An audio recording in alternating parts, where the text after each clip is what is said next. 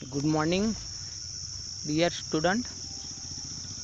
कक्षा 10th में Hindi second language में पत्र लेखन 5 मार्क्स का पूछा जाता है। उसमें कोई ऑप्शन नहीं होता, इसलिए पत्र करना अत्यंत आवश्यक है। पत्र का एक अपना फॉर्मेट होता है। सबसे पहले मैं आप लोगों को ये बता दूं कि पत्र की परिभाषा क्या है। आपने सुना होगा पहले ज़माने में, शायद गाना भी सुना होगा, कबूतर जा जा जा कबूतर जा, यानी कबूतर के माध्यम से पत्र भेजा जाता था। यानी पत्र लेखन की परिभाषा यह है कि दूर रहने वाले अपने संबंधी अथवा मित्रों की हालचाल जानने के लिए, अपनी हालचाल का समाचार देने के लिए एक जो माध्यम का उपयोग किया जाता है उनको पत्र कहा जाता है। आजकल हमारे पास बातचीत करने का हालचाल जानने के लिए आधुनिक टेक्नोलॉजी के बहुत बड़े साधन उपलब्ध है, जैसे कि telephone, mobile phone, email, fax. फिर भी हमें यह प्रश्न स्वाभाविक होता है कि पत्र लेखन का क्या महत्व है। उनका कुछ महत्व ही नहीं है, लेकिन आप लोगों को मैं बता दूं कि पत्र लेखन बहुत आवश्यक है। जब आप स्कूल में नहीं जाते हो तब आपको प्रार्थना पत्र टीचर से या तो प्रिंसिपल से लिखना पड़ता है। सरकारी व निजी संस्था के अधिकारी भी अपनी जो समस्या की जानकारी देने के लिए वो भी खुद पत्र लिखते हैं।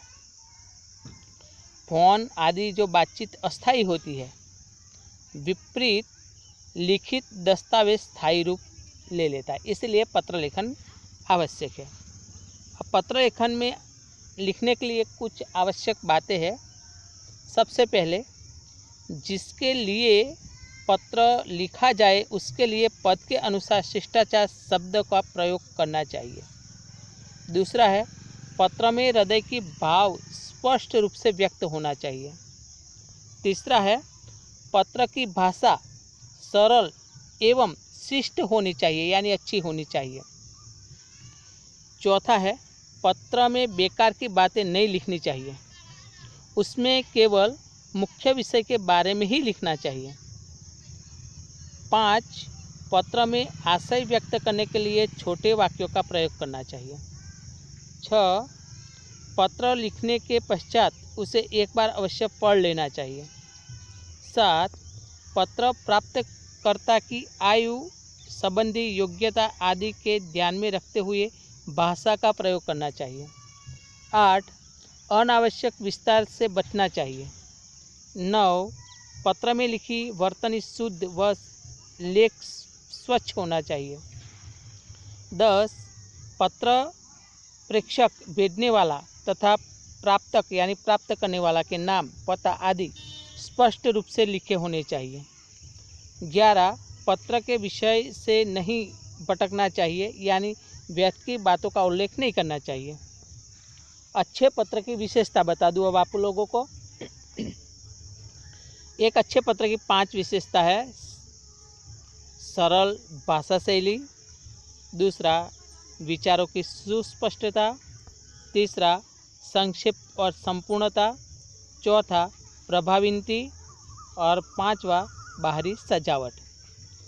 अब पत्र के मुख्य 2 प्रकार हैं, यानी 2 प्रकार में विभाजित किया गया है। एक औपचारिक पत्र, दूसरा अनौपचारिक पत्र।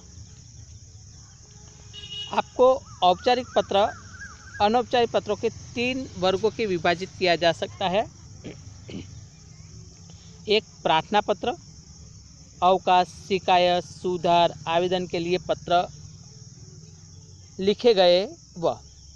दूसरा कार्यालयी पत्र, किसी सरकारी अधिकारी विभाग को लिखे गए पत्र। और तीसरा व्यावसायिक पत्र, यानी दुकानदार, प्रकाशक, व्यापारी, कंपनी आदि को लिखे गए पत्र। अब प्रार्थना पत्र। जिन पत्रों में निवेदन अथवा प्रार्थना की जाती है वह प्रार्थना पत्र कहलाया जाता है, यानी कहते हैं।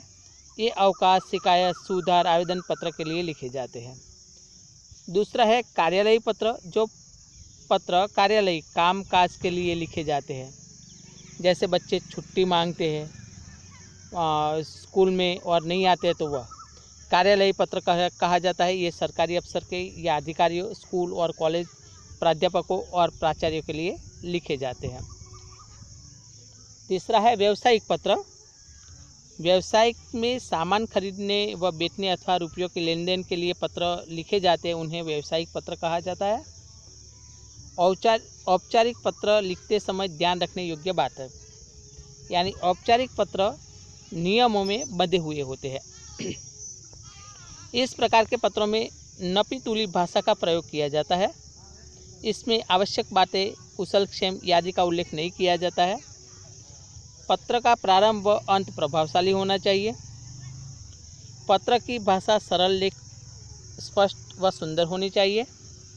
यदि आप कक्षा अथवा परीक्षा भवन के पत्र लिख रहे हैं तो कक्षा अथवा परीक्षा भवन में अपने पता के स्थान पर तथा क ख ग अपने नाम के स्थान पर लिखना चाहिए। पत्र पृष्ठ के बाईं ओर होनी चाहिए, साथ मिलकर लिखें। पत्र के पृष्ठ में ही लिखने का प्रयास करना चाहिए ताकि तारतम्यता बनी रहे, एक सूत्रता बनी रहे। प्रधानाचार्य को पत्र लिखते समय प्रेषक के स्थान पर अपना नाम, कक्षा, दिनांक लिखनी चाहिए। औपचारिक पत्र के निम्नलिखित 7 अंक होते हैं। 1. पत्र प्राप्तांक का पद, नाम तथा पता। दूसरा, विषय जिनके बारे में पत्र लिखा जा रहा है उसे केवल एक ही वाक्य में, शब्द में, संकेत में लिखना चाहिए। तीसरा, संबोधन जिस पत्र लिखा जा रहा है, महोदय, माननीय आदि। चौथा, विषय वस्तु इसे 2 अनुच्छेद में लिखा होता है। पहला अनुच्छेद अपनी समस्या के बारे में लिखे। दूसरा अनुच्छेद मीन्स पैराग्राफ, आप उससे क्या अपेक्षा रखते हैं उसे लिखे तथा धन्यवाद के साथ समाप्त करें। हस्ताक्षर व नाम भवदीय के नीचे अपने हस्ताक्षर करें तथा उसके नीचे अपना नाम लिखें। छठा, प्रेषक का पता, शहर का मोहल्ला, इलाका, शहर, पिन कोड। और 7वां, दिनांक। औपचारिक पत्र का प्रारूप आपको मैं बता देता हूँ। सबसे पहले मेरे सामने जो मोबाइल है, मतलब आपके सामने जो मोबाइल है, उनके राइट हैंड में आपका पता, नाम होना चाहिए, जो मैंने यहाँ नहीं लिखा है। फिर लेफ्ट हैंड आपके मोबाइल में जो आप देख रहे हो या लैपटॉप में देख रहे हो, उनके लेफ्ट हैंड में हैंड साइड देखेंगे तो आपको सबसे पहले प्रधानाचार्य लिखा हुआ दिखेगा, उनके नीचे विद्यालय का नाम व पता। फिर विषय, पत्र लिखने का कारण क्या है। फिर माननीय, महोदय, जो भी आप संबोधन करते हैं वही। फिर पहला अनुच्छेद जिस तरह से आपको बताया किस विषय के बारे में लिखा है। दूसरा अनुच्छेद मूल बात और आपका आज्ञाकारी शिष्य। फिर क ख ग, कक्षा, दिनांक, ये। फिर अगर आप व्यावसायिक पत्र लिखते हो तो आपके राइट हैंड साइड आपका नाम, पता, फिर प्रेषक का पता, फिर दिनांक, ये हो गया।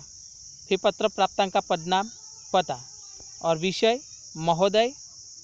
फिर पहला पैराग्राफ, दूसरा पैराग्राफ, अनुच्छेद है मतलब पैराग्राफ, दूसरा पैराग्राफ भवदीय या भवदीया और अपना नाम। अब मैं आपको कि पत्र जब आप लिखते हो अनौपचारिक, सबसे ज़्यादा पत्र अगर एग्ज़ाम में पूछा जाता है तो अनौपचारिक पत्र लिखा जाता है। उनके बारे में मैं आपको बता दूं कि अनौपचारिक पत्र लिखते हो तब यानी सगे संबंधी, मित्र, रिश्तेदार, परिचित आदि को लिखे गए पत्र को अनौपचारिक पत्र कहा जाता है। इन्हें व्यक्तिगत पत्र भी कहा जाता है। इनमें व्यक्तिगत प्रवृत्तियाँ, सुख, दुख, हर्ष, उत्साह, बधाई, शुभकामना आदि का वर्णन किया जाता है। अनौपचारिक पत्रों की भाषा आत्मीय व हृदय को स्पर्श करने वाली होती है। अब अनौपचारिक पत्र के बाद प्रेषक का पता। अनौपचारिक पत्र लिखते समय सर्वप्रथम प्रेषक का पता लिखा जाता है। वह पता पत्र के बाईं ओर लिखा जाता है। यानी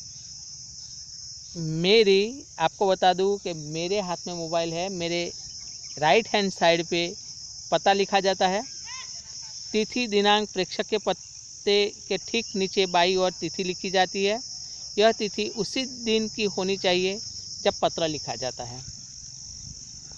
तीसरा है संबोधन। तिथि के बाद जिस पत्र लिखा जा रहा है उसे संबोधित किया जाता है। संबोधन का अर्थ किसी व्यक्ति को पुकारने के लिए प्रयुक्त शब्द संबोधन के लिए प्रिय, पूज्य, स्नेहिल, आदरणीय सूचक शब्दों का प्रयोग किया जाता है।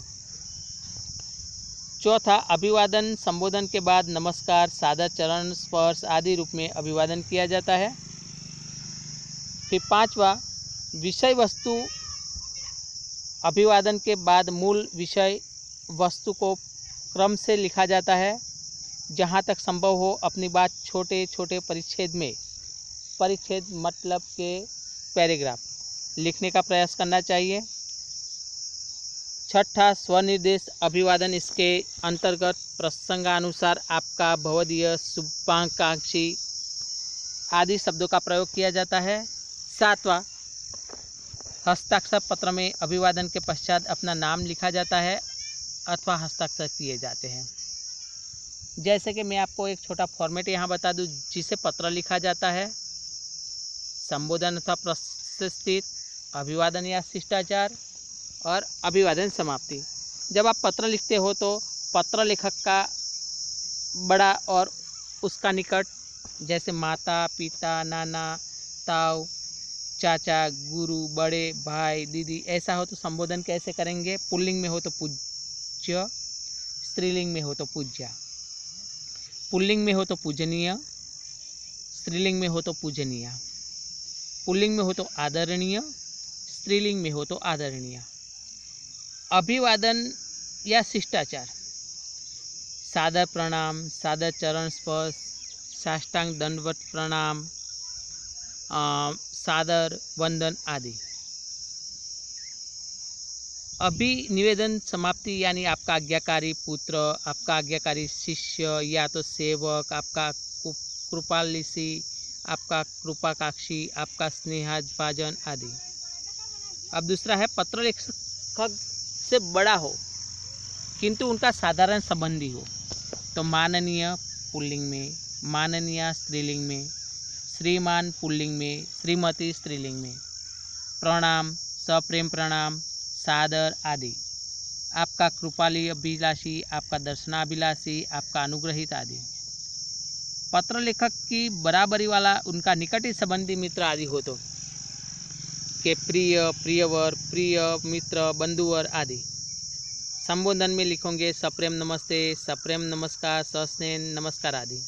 और अंत में लिखोगे आपका भवदीय, सस्नेह, तुम्हारी ही, तुम्हारा आदि।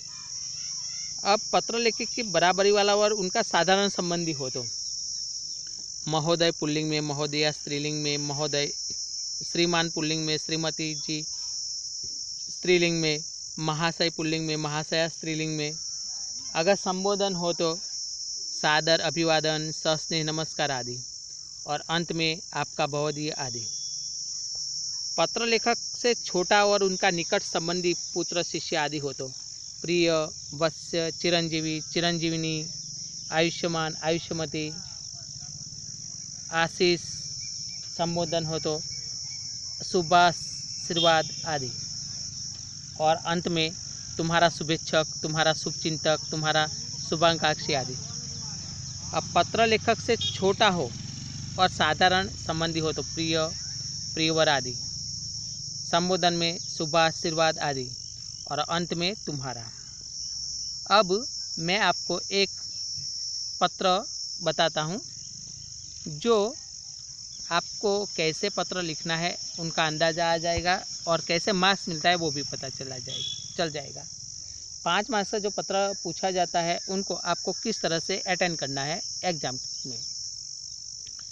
तो यहाँ एक पत्र है कि रामबाई पार्क सूरत 395003 से रमा भट्ट वडोदरा में रहने वाली अपनी सखी मैत्री शाह को गृह उद्योग का महत्व समझाते हुए पत्र लिखकर समझाती है। तो पत्र लेखन लिखा, ये टाइटल लगा दिया मेरी राइट हैंड। आप देख सकते हो कि पत्र कौन लिख रहा है, रामाबाई। तो उनका रामाबाई पार्क से लिख रहा है। कौन लिख रहा है, तो वडोदरा में रमा भट्ट लिख रही है।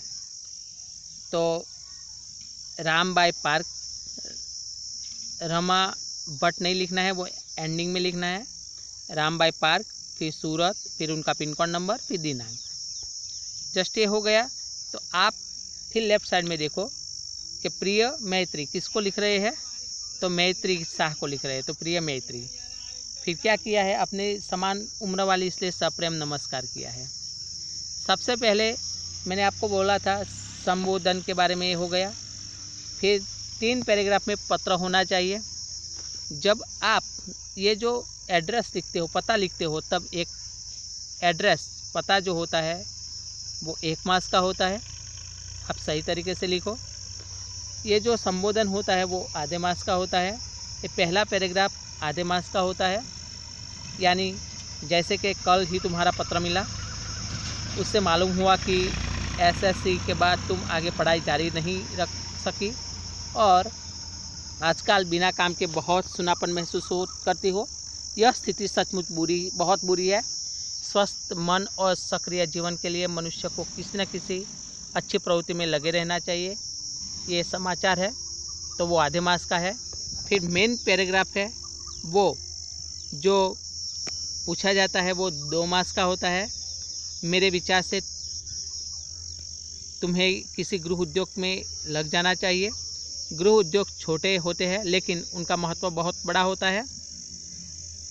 उनसे बेकार की समस्या आसान से हल हो जाती है। गृह उद्योग बहुत कम धन से शुरू हो सकता है और मेहनत करने पर वे अच्छी आमदनी साधन बन जाता है। इनसे धन मिलता है, काम करने की कुशलता प्राप्त होती है, अनुभव बढ़ता है और समय का सदुपयोग भी होता है। किसी भी गृह उद्योग में सफलता पाकर हम अपने पैरों पर खड़े हो सकते हैं। स्वावलंबन में ही जिंदगी की सच्ची शान है। मेरी राय है कि तुम्हें सिलाई, भरत काम, पर्स या थैलियाँ बनाने का या अन्य कोई अपनी रुचि का काम सीख लेना चाहिए। तुम देखोगे कि कुछ ही समय में तुम्हारे जीवन का सुनापन एक सुंदर प्रवृत्ति में बदल जाएगा।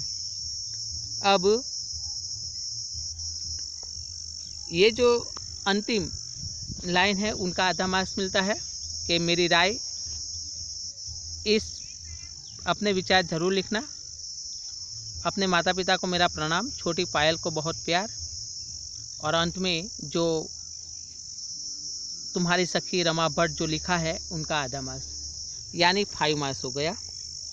जैसे ये एड्रेस 1 मार्क्स, ये संबोधन आधा मार्क्स, ये फर्स्ट पैराग्राफ आधा marks, second paragraph 2 marks, third paragraph आधा मार्क्स और अंत में जो तुम्हारी सखी जो लिखा है वो आधा मार्क्स, यानी 5 मार्क्स हो गए। इस तरह से दूसरा पत्र है जो इस तरह से हम लिख सकते हैं। तो यहाँ दूसरा पत्र भी आपको मैं यहाँ बता रहा हूँ, वो आप देख सकते हो। और मैं मेरी बात का अंत करता हूँ। Thank you. मैं आपको होमवर्क में PDF में भेजूँगा, वो आपको कर लेना है। तो थैंक यू।